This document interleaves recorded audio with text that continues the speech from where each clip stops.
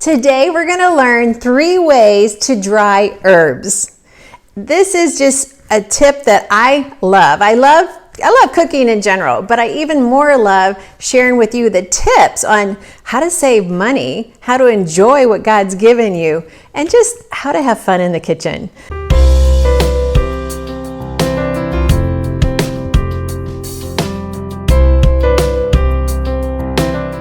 I'm Annette Reeder, the Biblical Nutritionist, and besides learning 3 ways how to dry herbs, we're going to just have fun learning how to be on mission for God and His glory and what that means. It means learning to be confident in the kitchen, because that's where we get our sustenance from. That's where we get our energy.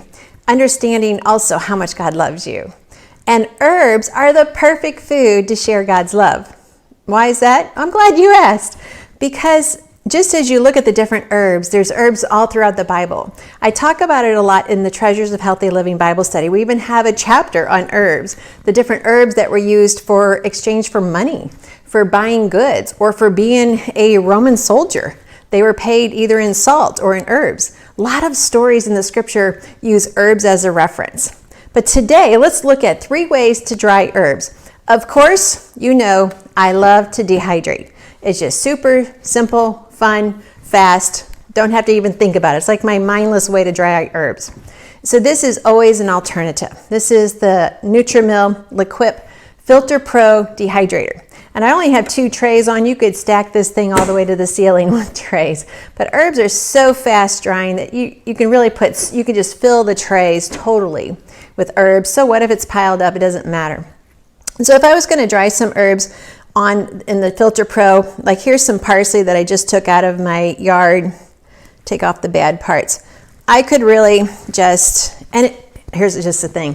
When I compare my freshly dried herbs, they have a vibrant green to them.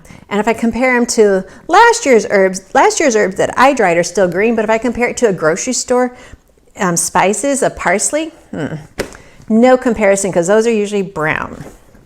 I was shocked the first time I realized this. So I would just take these parsley herbs and I would just drop them on my tray. I mean, there's no hard science to this at all. I would just drop it on the tray. I'd fill it up, and I don't even care if it's full. I would just put it in the dehydrator and let it dry them out.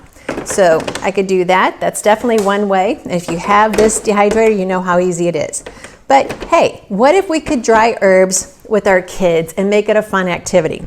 Well, that's what I've done here. I have used these brown bags to dry some herbs. I did this about a week ago. Now you could put these, let me just put these aside here, and so I can share with you this. You could put these out on the deck, because right now when I'm filming this, it's actually summertime and it's very hot. So I just put it out on the screen porch. So here you see I have my dried herbs. I would just pull those leaves right off of the stems, and then I would just crumble them up. You can tell they're very dry and brittle. I would just pull them right off the stems like that. And then I would have my leaves. This is actually, well, you know, the interesting thing is you probably should label the bags when you put them in there, because sometimes when they dry, you don't know what you did. Well, I can tell by crushing these leaves, this is mint. I had 3 options. I had either basil, mint, or oregano. So those 3 are very significantly different in their aroma, so I can tell right away this is my mint leaves.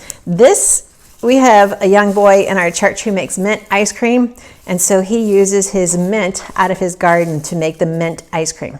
Delicious. This will taste amazing in my tea this winter, so I will crumble that up, put that in a small mason jar, and that one is ready to go. So that was my mint. And then I also have, like I told you, I have some basil, and let's see what else I did. All right, so this is my basil. It's still a little bit moist, so it's going to go back in the bag and go back out on the hot porch, and I'm going to let that finish up. So let me share with you how to dry these yourself. So here I have some oregano that I've just washed. I just want to pat it dry. You don't want to crush the leaves because 1, I don't want that oil to be released, and 2, I don't want to bruise it. This is a living plant. I do not want to bruise it. Okay, So then once I've done that, I will take a clean bag. And the purpose of the bag is just to keep bugs off of it. I'm just going to stand it up in the bag, and then I don't want to totally close it up. Just want to loosely, and then I take one of my granddaughter's hair things, ponytail holders, and just going to close up the top a little bit. And the bag is porous, so it's not like it's tightly sealed, so it will breathe. And then I will just set this out on the table in the screen porch.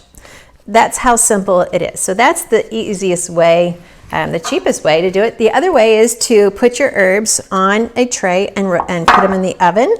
Put it about 125, about the lowest setting that you can make the oven. I would just take it off and put them in there.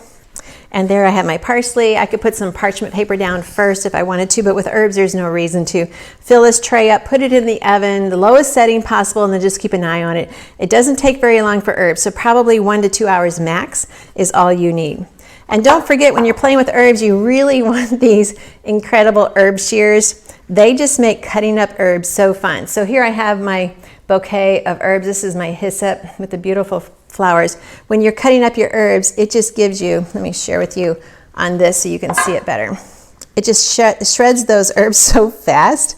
You could just totally cut those, put it into a recipe so fast, your spaghetti sauce, your pesto. Oh, by the way, make sure you watch my pesto recipe making video because that is delicious. Okay, so take a look at that. So simple. If you're seeing my olive oil here with some basil leaves in it, make sure you watch that video on how to store fresh basil. This is going to be so delicious in another week or two. Yeah, so we've got a lot going on with herbs, and I love herbs because not only does the aroma just waken your senses, but yet the aroma of Jesus Christ in our life awakens our senses as well. So there's so much we can teach our family about the goodness of God's love when we have fresh herbs in our meal. All right, so this is Annette Reeder, the Biblical Nutritionist. We have lots of different videos. Don't forget to watch the pesto cauliflower rice. That was so delicious. You've got to check that out. Please leave some comments down below and like this video, because every time you like it and subscribe and then hit that little bell next to it, Google will share us with a lot more people around the world. And we want the world to understand that God loves them. He has a purpose for their life, and He's not finished with them yet. And that message is for you too. So here we have fresh ways to dry herbs. I hope you enjoy it. Can't wait to read your comments. Thanks for watching. I'm Annette Reeder, the Biblical Nutritionist. And if this isn't enough to whet your appetite and excite your senses, then go check out thebiblicalnutritionist.com, where we have blogs and recipes and stories about God's love as well. Thanks for watching.